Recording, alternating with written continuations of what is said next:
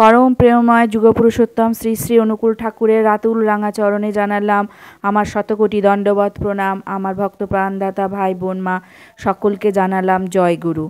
आशा करब ठाकुरेर कृपाय आपनारा सकले भालो आछेन, सुस्थ आछेन। हयतो आपनादेर मने प्रश्न होते पारे जे नाम ध्यान आमरा कोथाय बसे करब, कोथाय बसे नाम ध्यान करले नाम ध्यानटा नाम ध्यान करार समय आमरा मनोयोग दिते पारबो, কিরমভাবে বসতে হবে, নাম ধ্যান করার সময় আপনাদের হাত দুটোই বা আপনারা কোথায় রেখে নাম ধ্যান করবেন, সে সমস্ত প্রশ্নের উত্তর নিয়ে আজকে হাজির হয়েছি। এই সব প্রশ্নের উত্তর তো দেবই, তার আগে নাম ধ্যান সম্পর্কে একটুখানি জেনে নেওয়া যাক। ঈশ্বরের নাম করা মানেই হলো ঈশ্বরের স্মরণ করা এবং ঈশ্বরের নাম পুনরাবৃত্তি করা। এটি একটি আধ্যাত্মিক অনুশীলন যা ঈশ্বরের সাথে গভীর সংযোগ স্থাপন এবং অভ্যন্তরীণ শান্তি ও আনন্দ অর্জনের সাহায্য করে। আধ্যাত্মিক অনুশীলনের একটি গুরুত্বপূর্ণ অংশই ঈশ্বরের নাম বারবার স্মরণ করা ও নাম জপ করা। ঈশ্বরের নামকে গভীরভাবে ধ্যান করার মাধ্যমে আধ্যাত্মিক বৃদ্ধি ঘটে এবং আত্ম সাক্ষাৎ করা সম্ভব হয়। নাম ধ্যান আর কী করে? নাম ধ্যান মানসিক শান্তি, আনন্দ এবং প্রশান্তি আনতে সাহায্য করে। তবে কিন্তু নিয়মিত নাম ধ্যান করতে হবে। আজকে করলাম কালকে করলাম না, এইভাবে কিন্তু করলে হবে না। নিয়মিত নাম ধ্যান করলে কর্মফল থেকে মুক্তি পাওয়া যায়। নিয়মিত নাম ধ্যানের মাধ্যমে কর্মের শৃঙ্খল ভাঙা সম্ভব হয়, যা ব্যক্তিকে সচেতন ও সতর্ক করে তোলে। নাম ধ্যানে সরাসরি ঈশ্বরের সাথে সংযোগ স্থাপন করে। ঈশ্বরের নাম উচ্চারণ করাকে সরাসরি তাকে ডাকার একটি ক্রিয়া হিসাবে কিন্তু বিবেচনা করা হয়, যা তার সাথে সরাসরি যোগাযোগের অনুভূতি দেয়। আমরা নাম জপ কীভাবে করব? অনেকেই হয়তো জানেন, আবার কেউ কেউ হয়তো জানেন না। যদি একাগ্রতা না থাকে তাহলে উচ্চস্বরে নাম জপ করা একটি সহজ উপায়। অনুকূল ঠাকুরের মতে নাম ধ্যান হলো আধ্যাত্মিক জীবনের মূল ভিত্তি। তার কিছু বাণী হলো নাম ধ্যান আত্মজাগরণের মূল তত্ত্ব। তিনি মনে করতেন নাম ধ্যানের মাধ্যমে ঈশ্বরকে উপলব্ধি করা যায় এবং এই জন্মের পাপ কমানো যায়। তার নির্দেশিত পথে নাম ধ্যান, শবাসন, সত্যাপোষণী, নিরামিষ আহার গ্রহণ ইত্যাদি অনুশীলন করতে বলা হয়েছে। পরম দয়াল বলেছেন যে জন্ম যেহেতু আছে মৃত্যুও হবে, আমরা কেউ কিন্তু অমর নই।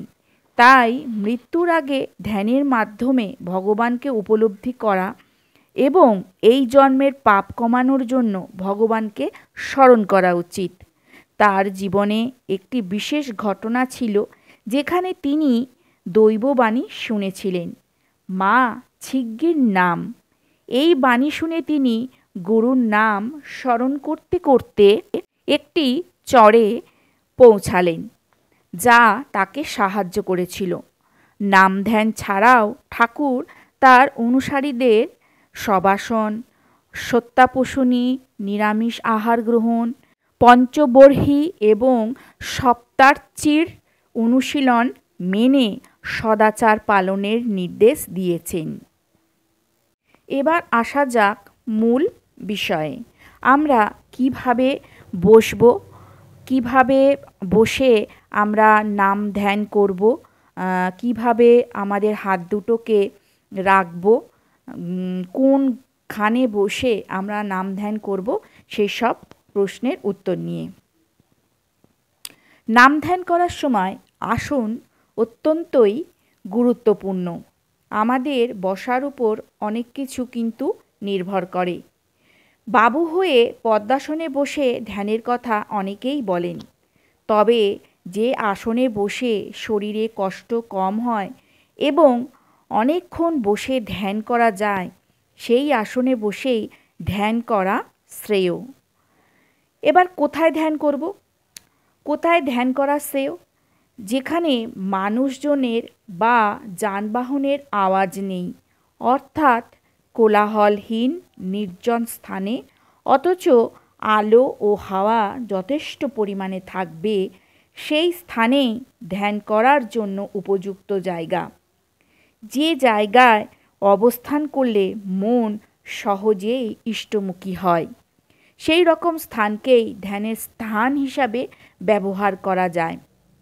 সেই জন্য অনেকেই ঠাকুর ঘরকে কিন্তু বেছে নেন ধ্যান করার জন্য।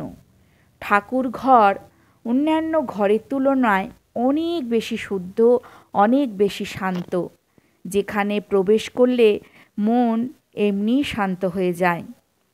ঠাকুর বললেন, যাকে যখন যেখানে পাবি তাকে নাম দেবার চেষ্টা করবি। নাম যদি ভুলে যাস তাহলে আর কোনো দিনই পাবি না। ঠাকুর আরও বললেন, নাম জপ করলে চিন্তা ভাবনা থেকে মুক্তি পাওয়া যায়। চিন্তা ভাবনা এমন একটা জিনিস যেটা কারোর অধীনে থাকে না, হঠাৎ হঠাৎ এসে উদয় হয় আর আমাদেরকে চিন্তায় নিমজ্জিত করে। যখনই এই পরিস্থিতিতে পড়বেন তখনই নাম জপ করবেন, দেখবেন চিন্তা থেকে মুক্তি পাবেন, কোনো কার্যে কিন্তু বাধা ঘটবে না। তাই পরম দয়াল বলেছেন, এমন করে নাম করবি যাতে হনুমানের মতো বক্ষ বিদারণ করতে পারিস। দেখ, ডুবে ডুবে নাম কর, নিঝুম হয়ে নাম কর, বেশ তালে তালে নাম কর। মনের চোখটি ঠিক জায়গায় রাখ, নীল দ্বারা সোজা করে হাত দুটো ঘুরিয়ে মাজার উপর রাখ। কাজের সময় কাউকে কাছে রাখবি নে, একা এমন করে বসবি যাতে অঙ্গ প্রত্যঙ্গ না ঝুলে পড়ে। অন্যরকম স্মৃতি কিছু আসতে দিস না, আসলে তাড়িয়ে দিবি। 3 বেলা 1 ঘন্টা থেকে 1.5 ঘন্টা মনে মনে অনবরত জপ করতে থাকবি। 4 থেকে 6 বছরের ভিতরে পূর্ণতা লাভ। খাবি দাবি ফুর্তি করে নাম করবি। নিজের ঘরে যদি কাজ না থাকে তবে পরের কাজ করবি। থুতু ফেলে দে তোর স্বার্থের গায়ে। নাম নাম নাম, যত বন্ধু আছে সকলকে বলবি নামের কথা। বিশ্বাস করে দেখ না, কত কথা বলিস, এটা বিশ্বাস কর না। ঠাকুরকে জিজ্ঞাসা করা হলো, ঠাকুর, দৃষ্টিশক্তি বাড়ে কিসে? ঠাকুর বললেন, নাম ধ্যান করলে এবং সবুজ দিগন্তের দিকে কিছুক্ষণ তাকিয়ে থাকলে দৃষ্টিশক্তি বাড়ে। চক্রফটর সামনে কতক্ষণ বসতে হবে ঠাকুর? তার উত্তরে ঠাকুর বললেন, 1 মিনিট। আশা করব আজকে সকল প্রশ্নের উত্তর কিন্তু আপনারা পেয়ে গেছেন। তবে একটা কথা লাস্টে বলবো, ঠাকুর যেভাবে নাম ধ্যান করতে বললেন, যেভাবে বসে ধ্যান করতে বললেন, দুটো হাতকে যেভাবে রাখতে বললেন, ঠিক সেইভাবেই নাম ধ্যান করলে ফল পাবেন। তবে আজকের ভিডিওটা এখানেই শেষ করছি।